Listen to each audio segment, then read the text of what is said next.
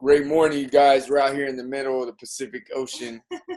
I don't know what ocean that's supposed to be, but it's a cool little painting or a piece of art. Fired up. Happy Monday, you guys. I'm so excited. We got a new week here. I love a beginning of a new week because it's a fresh start. And I'm just excited to be back in flow, you guys. We've been on the run from Hurricane Irma, which now, thank God, is officially just a tropical storm.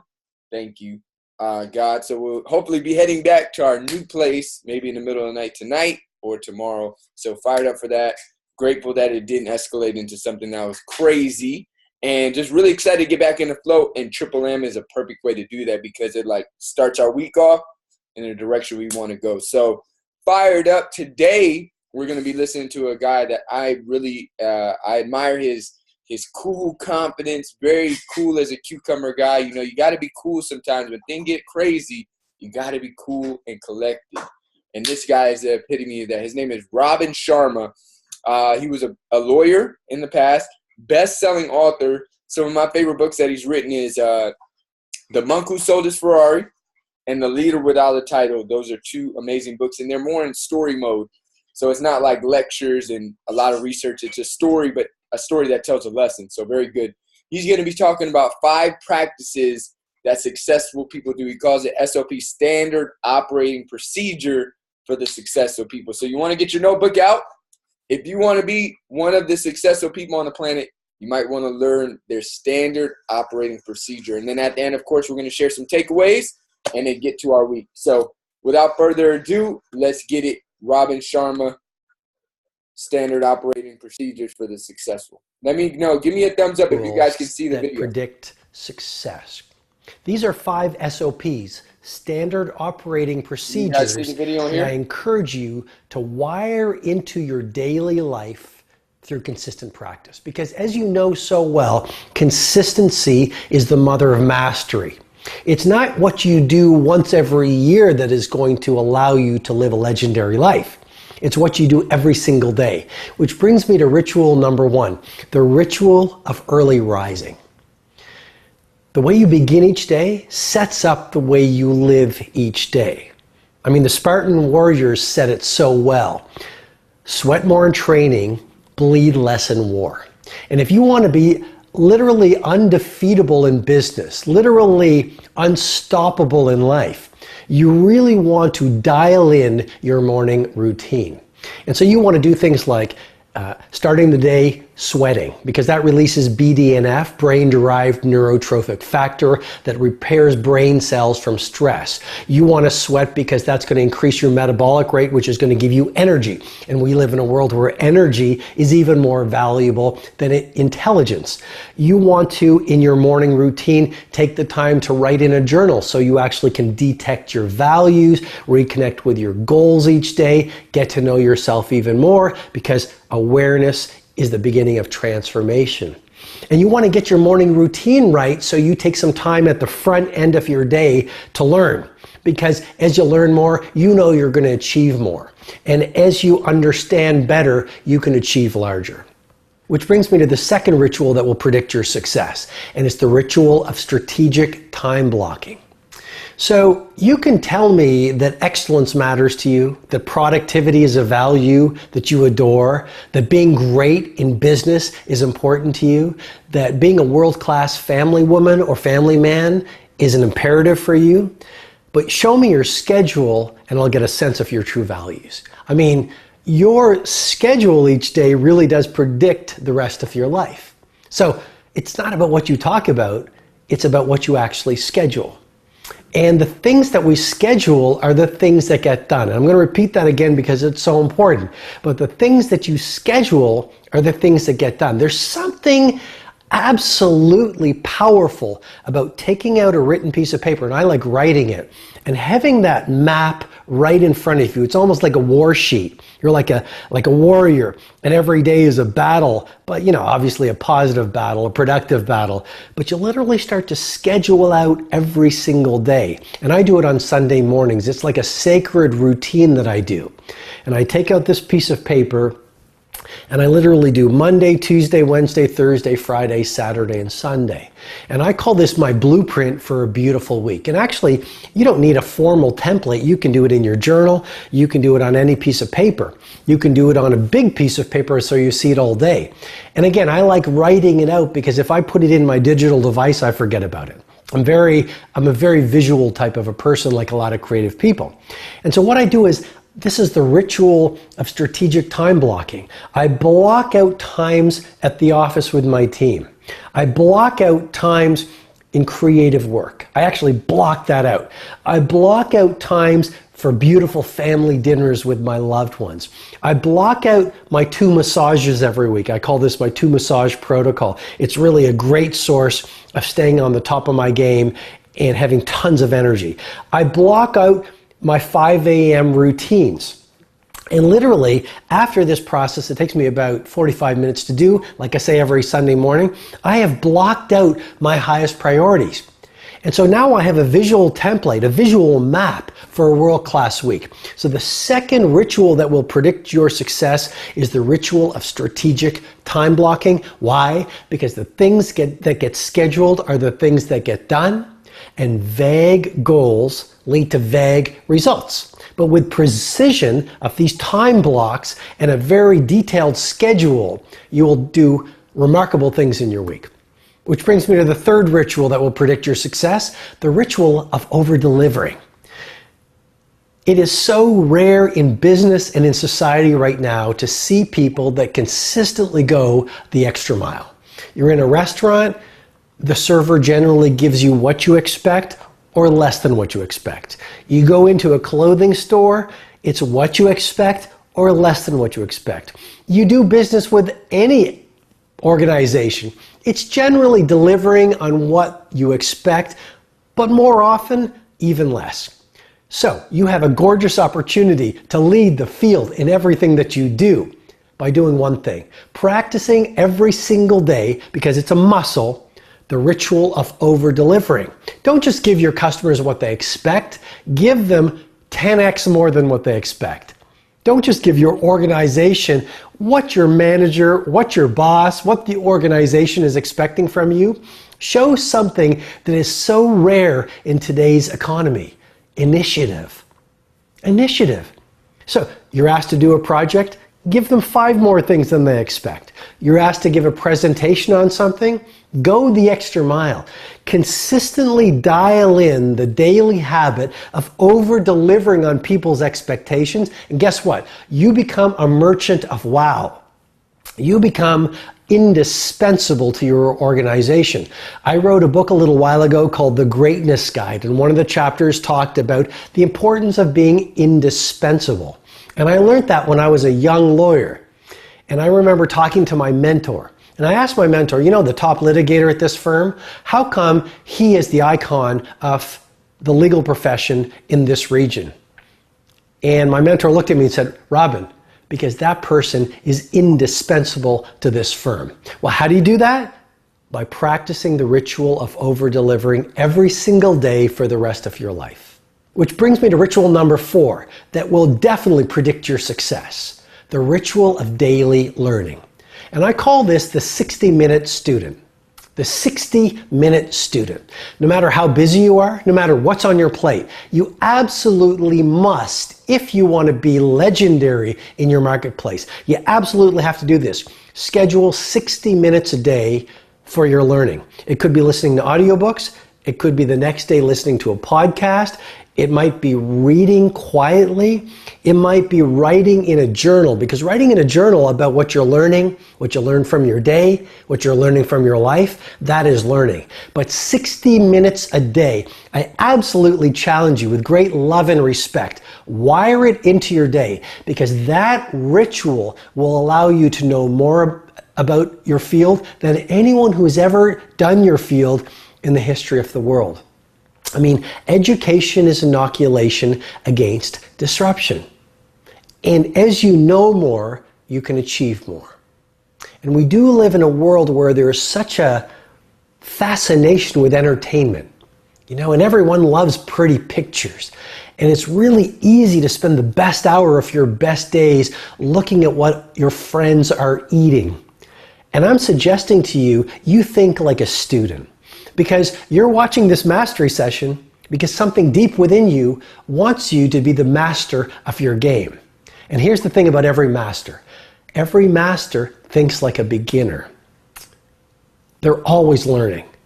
I mean, when I look at the masters, they're like, how did that person do that? I'm trying to deconstruct how that icon of the field does it. I'm always reading. I'm always going to conferences. I'm always having conversations with people I can learn from. So remember, the fourth ritual to predict your success is the ritual of daily learning. And don't just do this once a month, daily. Because as I said at the beginning, consistency is the mother of mastery. Which brings me to the fifth ritual, the ritual of private reflection.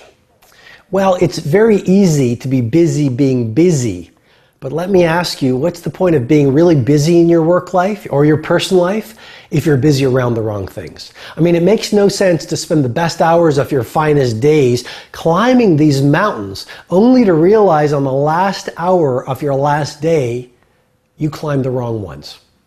And so what is the antidote to busyness and being reactive? It's reflection. And it's not really common in our world right now.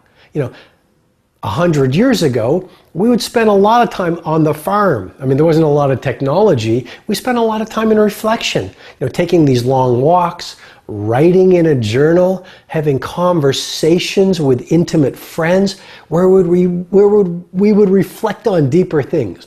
And I'm simply suggesting to you that the fifth ritual that will absolutely predict your success is how much time you spend in silence, solitude, and stillness, just thinking about how you're living, thinking about how you're working, thinking about whether your daily behavior is aligned with your deepest values, thinking and reflecting about what you want your legacy to be, thinking and reflecting about what's your impact through the work you're doing. Here's a great thing to reflect on. Ask yourself this question or write about it in your journal.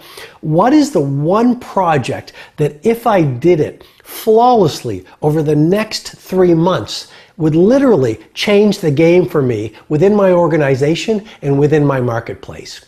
But if you look at the people who are getting traction on great results, they are people who spend a lot of time alone. And they spend a lot of time thinking. And they spend a lot of time in this ritual of reflection. Okay, I hope this mastery session has been interesting, fascinating, but remember, as I often say to you, ideation without execution is nothing more than delusion.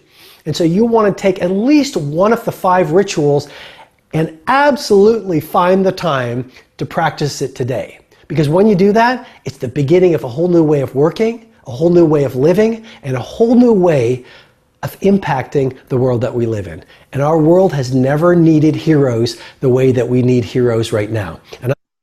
Awesome. Love it. Epic nuggets from Robin Sharma. I told you he's one of my favorite. Cool dude. Super cool like a cucumber.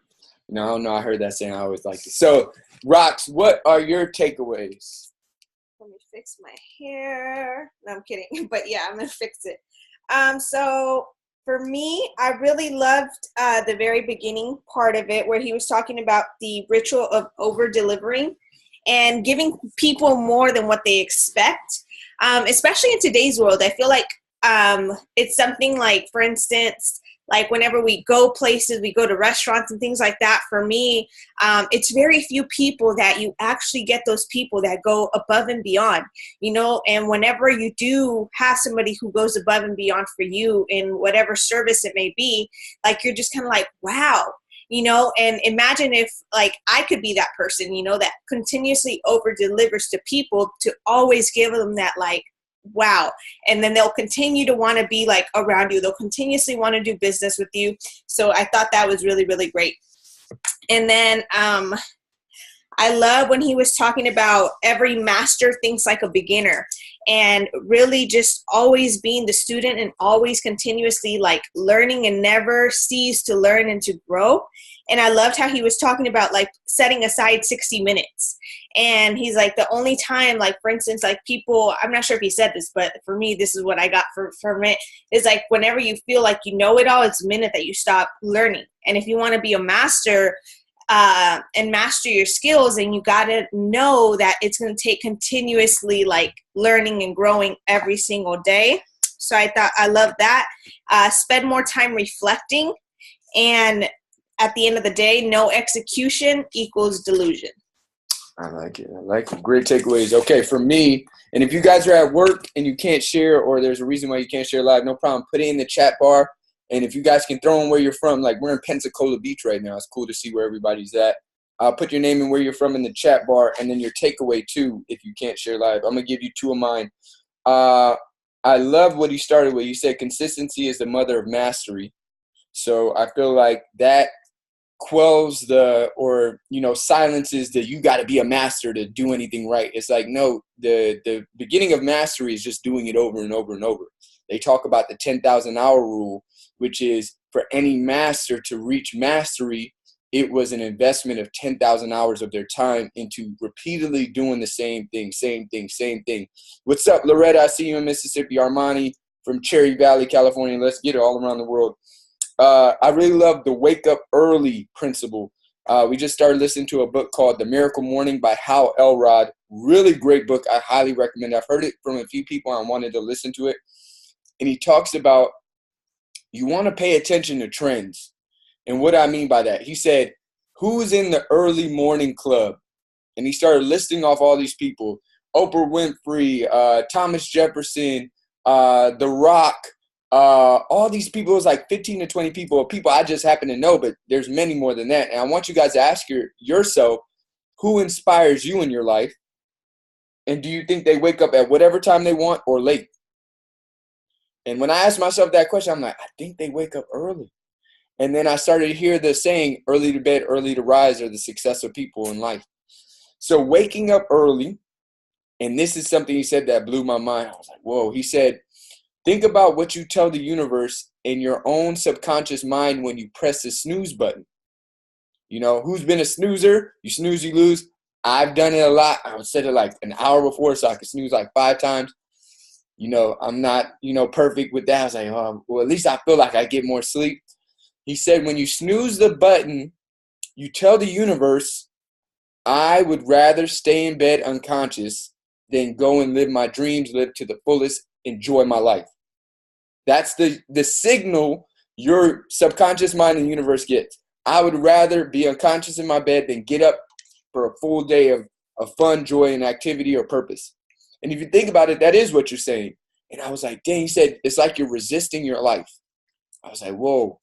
So for me, like we've been driving, we've been on the road these last almost 2 weeks, and our sleep schedule has been really irregular and our wake up schedule has been really irregular. And I felt it starting to translate into other parts of my life. Because he said, if you don't build the discipline first thing in the morning, it carries all over the day. So I really felt like waking up early to sweat first. You want to get your blood flowing and I can't remember what he called it, but it's the things that make your brain feel good going first thing in the morning. Then you want to get to your goals so you know what you're supposed to create that day, and that will excite you. So I really loved that. And then the last thing was I loved continuous learning. It kind of went with every master thinks like a beginner, because I feel like continuous learning is the way that we can take the limits off of our life. And I feel like anytime you get into the comfort and the easiness, those are the ways that you get kind of lulled into thinking that you know it all, to thinking that, this is okay, this is all right. And those aren't bad, but if you're up early on a Monday morning listening to Monday Morning Motivation, you probably want more for your life. I'm gonna make that assumption that you wouldn't be on here if you didn't. And I'll just ask you this. If what you currently knew was going to get you where you wanted to go, would you be there already? And if the answer is yes, you're good. And if the answer is no, it's not good or bad, what you know isn't what kind of person you are. I think that's a big thing in our society, is that what we know, or even our weight, or even our physical appearance, people get that misconstrued with who they are as like a person, like your soul. Like your weight is not who you are. Your education level isn't who you are. Who you are is your soul. You know, your values, how you act, even when nobody's looking. That's who you are. But just because you may not know some things doesn't mean you're a bad person. And I feel like in our society, because there's so much judgment and there's so many things, like I had somebody that was like, well, you know what? I'm not that good with numbers. And I've had people in my life close that were not good with numbers, so it was a touchy subject around numbers. And I felt like because they thought that they weren't good with numbers, they thought they were a bad person, like they were stupid, they weren't smart, they weren't valuable. And in my head, I'm thinking, in maybe the 80s, no, probably the 60s, maybe you needed to know numbers a little bit more. But now today, you can whip out your phone and hit the calculator. So it's not that important. What's more important that you be open to saying, well, let me learn how to figure it out with whatever tools I have, instead of identifying with the I don't know this mindset. And the I don't know this mindset isn't a bad person. It's just, you can either say, well, I don't know this, I'm a bad person, I'm stuck like this, or I don't know this, let me figure it out, or a way to get around this, or to figure out what I need to learn. And that's the difference, I feel, between people that, you know, succeed in the life as they want to succeed, and the people that don't.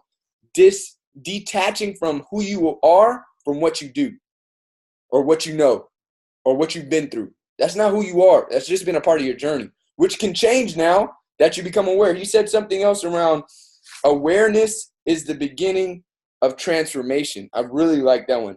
Write that down. Awareness is the beginning of transformation, because you can't transform if you're not aware of where you're at versus where you would like to be. So those are my takeaways.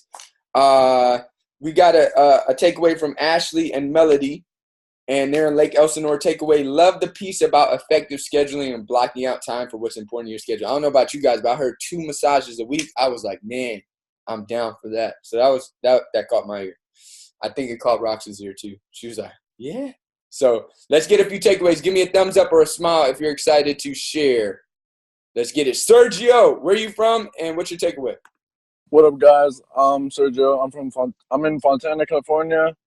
I was at work, but I had to attend this call. You know, I took my 30, and the thing I really want to take away from this is go the extra mile, and you'll become a merchant of wow. And that's really like important to me, because you know, you see people do like regular things all the time, but you don't really like, that doesn't really like go through your head. Like you're not really gonna remember that person. But right now, like, I could have been like, oh, I'm at work, I can't make this call. I told them I had an important family call. 30. I had to take my 30. Took my 30. Drinking my second shake of the day. I'm feeling amazing. Boom, let's get it, man. Fire me up. That's what it takes. That merchant of wow, that going the extra mile, that's what it takes, man. Fired up for you, Sergio. That was a great takeaway, bro. Let's get another takeaway. We got time for about 2 more. Give me a thumbs up or a smile if you're excited to share. Preston, where you from, and give us your takeaway. Yo, Preston Nabu from Northern California, Antioch. So biggest takeaway I had was, what is the one project that if you were to work on for the next 3 months that will change your organization? For some reason, that slapped me in my face. And for those of you guys in Herbalife, I was like, you know, at the end of the day, we are a results-based business. And you say that all the time, Roxy and Og, both of you guys say it all the time. And it just made me realize, okay, we got some work to do. So that one hit me really hard in the face, that we know we are our best project we can work on. So kind of all ties back to everything that was being said. Love it. Yes, I love that saying too. It goes right in tow with what we say Herbalife, the 90-day plan. So that was a big thing that stuck out for me too. I love that. Let's get another share takeaway. Give me a thumbs up or smile. Armani, what's up? Where you from, and give us your takeaway. It's Armani from Cherry Valley, California. My takeaway was about the strategic of time blocking. That a blueprint, it's like you block out times for certain things. The 5 a.m. routine is like, that's crazy. think that like that all the successful people do, so it must work. So that's the big thing. And then blocking out your highest assets and time blocks. And also, if you have vague goals, you're gonna have vague results. But if you have specific goals, you're gonna get specific results. So that one really hit me, especially like because if you're in Herbalife, like hitting VIP and declaring a certain VIP, that's a specific goal. But just saying like, oh, I'm gonna hit VIP, that's a vague goal. You don't know which one you're gonna hit. So that one really like got me. I like that. Yeah, you're right. What exact VIP are you going to hit? We're going for October Leadership Development Weekend for all of our people that are Herbalife coaches. What level are you going to hit? Silver, platinum, bronze, gold, whatever level. Declare it and go for it. I love it. All right, we got room for one more. Give me a thumbs up or smile if you're excited to share. Let's get it. Ashley Ann, what's up? Where are you from and what's your takeaway? Hey guys, great morning. Ashley, I'm from San Diego. So my takeaway was sweat more in training, bleed less in war. And I say that because I myself am not an early riser. I don't rise unless I have to like go out to work, but I have to switch my mindset from that. So like when I get up to work, it's work regardless. Every day is work. Work on myself, work on my business, work on everything. So I'm definitely taking that into heart and taking that with me for this week and from here on for the next 3 months. So thank you for that. Love it. That was a great one. Love it. Absolutely. Every day is an opportunity to work. I'll give you one last thing that from the Miracle Morning, you got to check out this book. He said, ask yourself, because this is a question we don't usually ask ourselves or we don't get asked, is what's the purpose of your life? And he was like, yeah, we don't really ask ourselves that. And he said that because do you think it'd be easier to get up early, fired up for life if you had a purpose versus if you felt like, he said most people that don't like to wake up early, they ask them why they don't like to wake up early is because they feel like they have to be somewhere to do something, meaning they got to go to a job that they're probably not that fired up about. He said, remember that time when you used to wake up before Christmas? Like you couldn't go to sleep. You woke up, no sleep in your eyes. You was up like bolting down the stairs or down the hall. Like you weren't tired at all. And he said, what's the difference? He said, you were excited about something. And he said, you're about as tired in the morning as you make your mind up to be. He said, if you go to sleep and you feel like, oh, I'm only going to get 5 hours of sleep, I'm going to be tired, that's usually the first thought you have in the morning.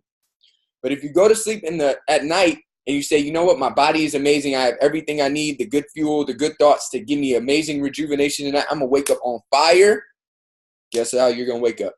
So I encourage you guys to ask yourself, what is my purpose? What is my life purpose? What am I doing? Because as you start to uncover that in the reflection he was talking about, you're going to have more fuel to go into your days fired up.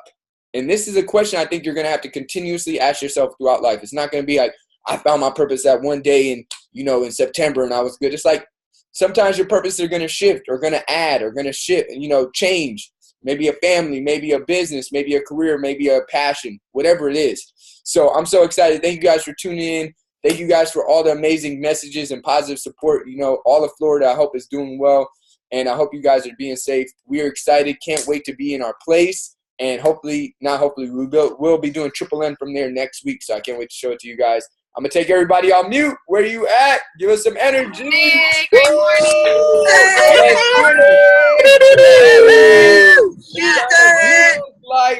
Let's go. Peace.